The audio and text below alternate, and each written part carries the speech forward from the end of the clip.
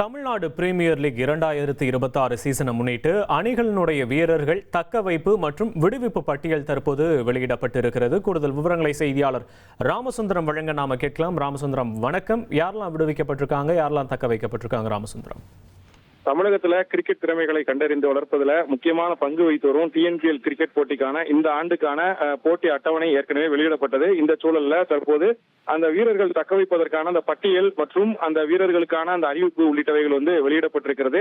இந்த தக்கவைப்பு பட்டியலை ஆவலோட Tamil Nadu cricket premier league cricket போட்டியுடைய ரசிகர்கள் எதிர்பார்த்து வந்த சூழல்ல TNPL அணிகளுடைய அந்த 8 அணிகளும் தங்கள் தக்க வைக்கப்பட்ட அந்த வீரர்களின் பட்டியலை இறுதி செய்து வெளியிட்டிருக்கிறது. அனுபவம் வாய்ந்த மூத்த வீரர்கள், இளம் திறமையாளர்கள் மற்றும் பல்வேறு சீசன்ல நல்லபடியாக விளையாண்ட வீரர்களை தக்க வைத்து இந்த பட்டியலை வெளியிட்டிருக்கிறார்கள். அதை அதிகாரப்பூர்வமான இந்த இணையதள பக்கத்திலும் வெளியிடப்பட்டிருக்கிறது.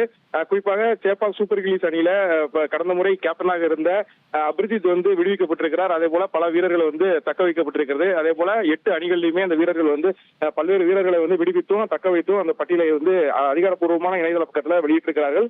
இந்த தமிழ்நாடு பிரீமியர் லீக் கிரிக்கெட் போட்டிகள் வரக்கூடிய ஜூன் 14ஆம் தேதி முதல் தொடங்கி ஜூலை 31ஆம் தேதி முதல் தொடங்கி ஆகஸ்ட் 23ஆம் தேதி வரை நடைபெறுகிறது. இந்த போட்டிகளை எதிர்பார்த்து தமிழக கிரிக்கெட் ரசிகர்கள் ஆர்வமுடன் இருந்து வருகிறார்கள்.